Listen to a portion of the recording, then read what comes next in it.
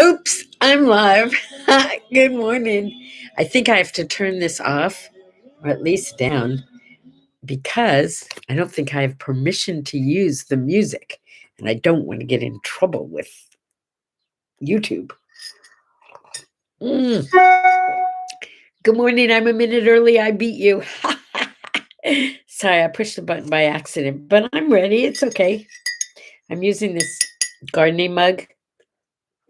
It's got its own little spoon. It says happy things. It says, let your heart rejoice. It's very biblical.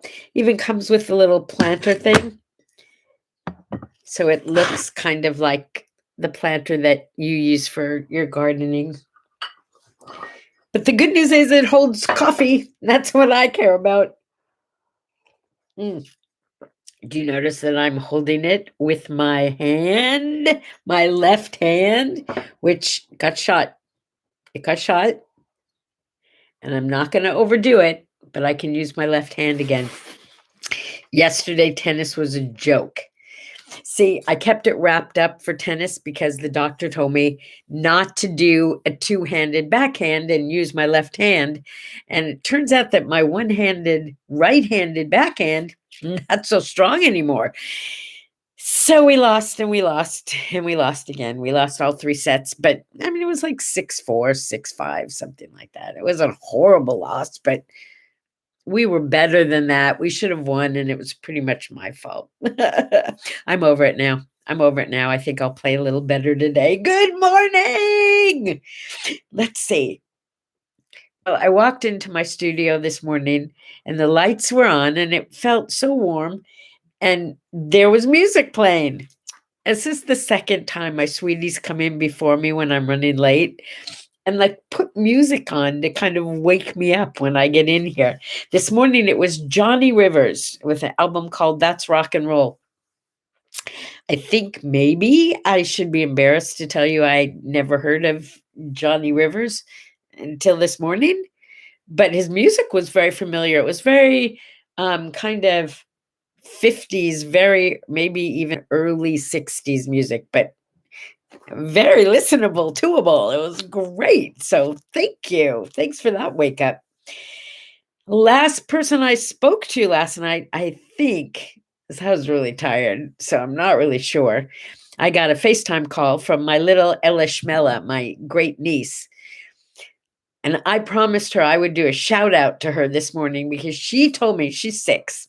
And she told me that she watched one of my videos.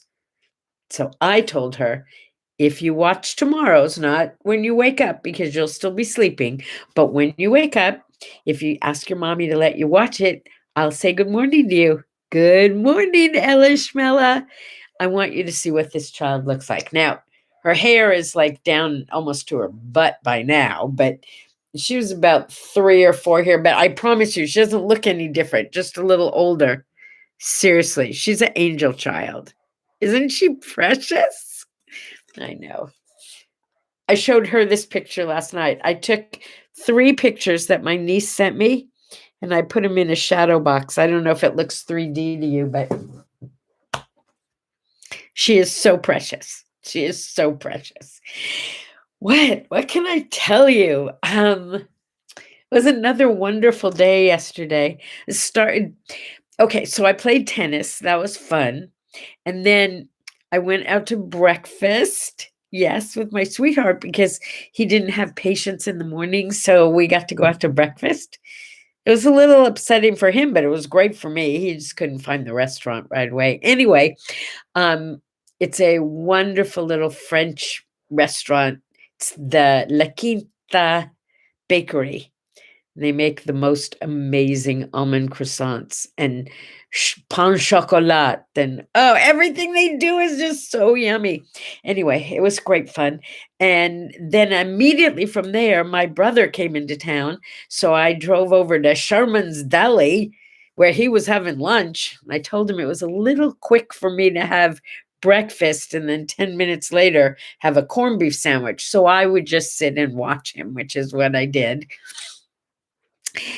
He lost his dog the other day. he had to put him down after many, many years. And for the last 8 or 9 years, it's been his like companion.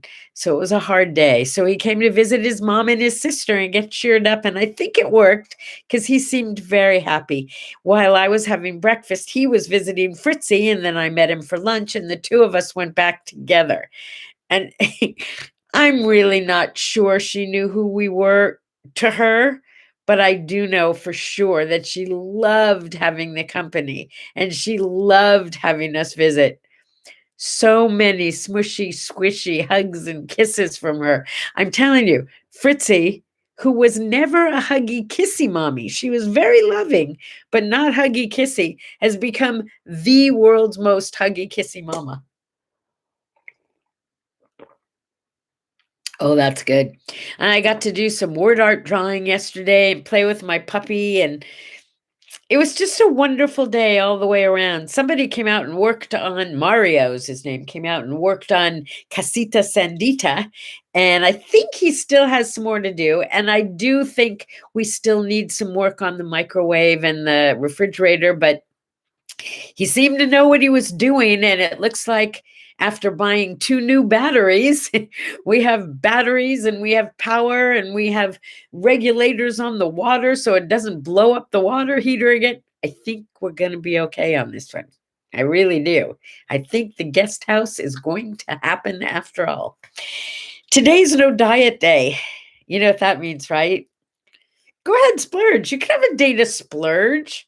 Yeah, you deserve it. You do. I mean, don't eat to the point where it makes you sick. That's not taking care of yourself. But if there's something you want, go on. Yesterday's Cinco de Mayo. Oh, we had the most amazing burritos for dinner.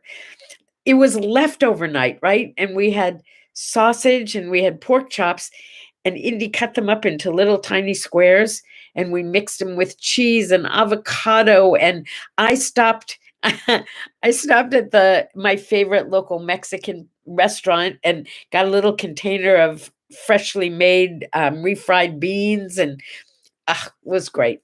It was just great. Yeah, I went to that restaurant because I was right there at the UPS store to return 2 bras to Anaheim to Amazon. Could you explain that to me? I have now ordered 5 times, right, from the same company and gotten the same product. And the last 2 times, what they call a small and what they call a small now and what they call a small then were totally different. So I had to send them back. And I couldn't find any more. I'm very sad about that. But I'll get over it. Don't worry. I always do. 1889 was the World's Fair in Paris. And to honor that day, they had just completed this arch entry called, yes, ladies and gentlemen, the Eiffel Tower. Did you know it was built as the entry arch for the Paris World's Fair? I didn't. But I will tell you that on a trip to Paris, my husband and I were staying in this tiny, tiny room in this little French hotel. But you could open the window, no screens. They don't have screens anywhere, but I don't remember any bugs either. So that was okay. You could open your window, and there before you was the Eiffel Tower. It was like amazing to look out your window and see the Eiffel Tower. And I told you I have this character, Gloria Resnick, that I made up. She's the ugly American who talks really loud and fast, and everything is about her, and you should notice everything she knows. Anyway, my husband had gone down to get us something to snack on or I forget. But when I opened the window, I saw him downstairs and the Eiffel Tower in the distance. So I leaned out the window and I said, Howard, which was not his name. It's just Gloria Resnick's husband. Howard, will you look over there? It's the Eiffel Tower. The Eiffel Tower is right there, Howard. Anyway, I wonder people in France think Americans are crazy. We are. What else? 2004 was the final episode of Friends after 10 years. Yeah, I think 10 years. That's a long time for anybody to be friends, don't you think? 10 seasons. I guess that's 10 years, isn't it? They had 52.5 million viewers. That's a lot more than the, dozen or three that we have here on Morning Coffee with Sandy. But what would we do with all those millions of people? Jeez, that's a lot of people.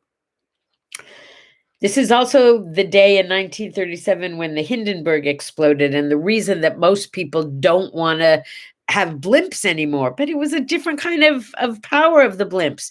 I got to ride in the Goodyear blimp once. I know, not many people get to do that. But back in the day, I was friends with someone whose son-in-law or brother-in-law was the pilot, and we waited our turn and we got to go up in the blimp. And it was just as exciting as I expected it to be. So quiet. You can't even believe it. So quiet. So yeah, I got to go in the blimp. That was pretty cool. In 1994, speaking of Paris, the Channel was finished. The Channel is a tunnel, for those of you who are not aware of it, that goes under the water from England to France. It's about a 35-minute ride under the water, about 400 trains every day. What else did I find out about it? Oh, it's 3.4 miles. Yeah, 3.4 miles long. Some places it's like way under the water. Some places not as much under the water. Apparently it's like now considered one of the wonders of the world that they managed to build this thing. And I'm not going to lie, it was a little creepy to think that you were way under the water, because if something went wrong, something really was going to go wrong.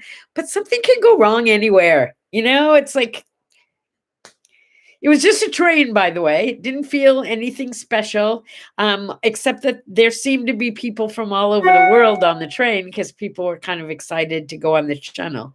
So I took it a couple of times just to be able to say, oh, yeah, I've been on the Channel. That was fun. They had snacks on the Channel. I do remember that. Yeah, I went with a girlfriend. We had a great time. We had a great time. Yeah. I love visiting over there. It's pretty cool. And the friend that I told you I checked in with in England, in London, that's the friend that my girlfriend and I were staying with when we went over to Paris for a few days. Yeah, it was so great. So today is May 6th. It doesn't seem like anything special, except check this out. And this isn't even all of the famous people today, but here's whose birthday it is today. Freud. What does that mean? No. Freud, Rudolf Valentino. You know who Rudolf Valentino was? He was the heartthrob, I think, of the 20s. I do not think he was very attractive to me, but he was very attractive to the world. Orson Welles. Oh, what a writer. I mean, like, and big guy. Orson Welles. Willie Mays, baseball. And George Clooney, America's heartthrob. Yeah, that's a lot of people. It's also the anniversary of the death of Maria Montessori. The name probably sounds familiar to you, because she started Montessori schools. And there were quite a few things that I borrowed from the Montessori system when I started Tuvia Preschool 50 years ago. So thank you, Maria Montessori. Actually, when I was in college, I had a part-time job, working at a Montessori school. I hadn't graduated yet, so I couldn't be an assistant teacher, and I hadn't gone through the Montessori training, so I couldn't be a Montessori teacher, but I could be an aide, and that's what I did, and it was glorious amounts of fun. The kids were so out there. They were so precocious. I don't know if the school makes them precocious, or precocious kids' parents just send them to a place like that. But the kids were outrageous. There was this one little girl. little tiny cute thing. And she came up to me after we played for a while. I was playing with some other kids, and she came up to me and tapped me on the shoulder. And she said, "Miss Sandy, my name is," leave it out, "and I am the daughter of Shecky Green. I'm sure you've heard of my daddy. He's the star of stage, screen, and television." Just like that. She was so cute. She was like 4 years old. "My daddy is the star of stage, screen, and television." Well, I want you to know I used that information because years later, I was in Vegas and he was starring, whatever you call it, at the Riviera. And my husband was gambling and I didn't have any money left. So I was just walking around and feeling kind of silly. So I went to the front desk and I asked them to please page Shecky Green for me. And they said, "Oh, well, we can't do that." And I said, "Okay, well, how do I get in touch with him?" "Well, give us your name. We can try calling him and, and let him know that you're trying to get in touch with him." I said, "Okay, my name is Sandy." I told him my name. I said, "Tell him that I know something about his daughter, and if he doesn't get back to me, I'm going to tell the rest of the world before he finds out." Not threatening. I mean, I said it nicely, right? About 2 minutes later, over the loudspeaker in the casino, I hear, "Sandy, blah, blah, blah. Sandy, to the front desk, please." So I go up to the front desk and they said, "Are you Sandy?" And I said, "I am." And they said, "Shecky Green's on the phone for you. Pick up the house phone right around the corner." So I ran around the corner and I said, "Hi, this is Sandy." And he said, "And this is Shecky Green. And what do you know about my daughter?" And we both started laughing. And I told him the story about what she said. And we chatted for a while. And he said, "Are you coming to my show tomorrow night?" And I said, "Gee, I don't know. I heard it was pretty full." He said, "Oh, no, no, I want you to be there and I want you to be my guest." Anyway, it was really cool. So the next day, we were not planning, by the way, of going to Vegas. We were planning on going camping. But when we got up to the cabin, they had forgotten to turn on the electricity or the gas. And it was freezing cold and dark. So we just left and turned around and went a couple of hours the other way and drove to Vegas instead. Anyway, we went to see his show and it was fabulous. And we had front row seats and all that good stuff.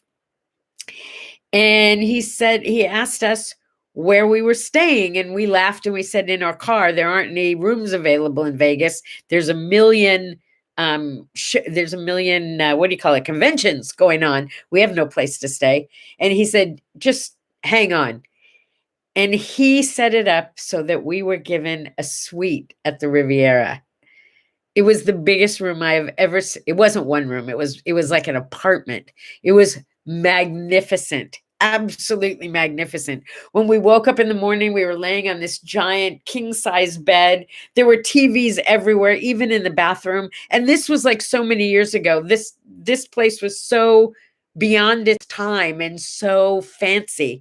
Anyway, we laid in bed we had phones on both sides of the bed. We were both calling everyone we knew. This was in the days when you still paid for long distance calls. And we were like laying in bed calling everyone we knew all over the country to tell them where we were and how we got there. We ordered up room service and had this glorious breakfast delivered to our personal dining room. During the day, we had friends who were also in Vegas coincidentally. So we invited them over and we all had lunch on the terrace of our little apartment at the Riviera. It was just amazing. We decided, hey, whatever it costs, because we're not going to have this opportunity again. Yeah. So then when we went to check out the next day, thinking our bill was going to be like thousands of dollars, we found out that Shecky Green had paid for everything. He picked up our entire tab. It was magic. Truly, it was magic. Okay, enough stories. Word art for today. I think you're going to like it if you haven't seen it yet. It's pretty simple. It says, "Attention, tickle, tickle, tickle." There. Do you feel better? We all talk about how important it is to smile and laugh, but in moderation, the tickle is an excellent tool for happiness. Get out there and tickle someone you love, but don't overdo it because it can get scary. Happy tickling day. Have an enormously fabulous Thursday. Love you big time. Have a sip and a smile. See you tomorrow.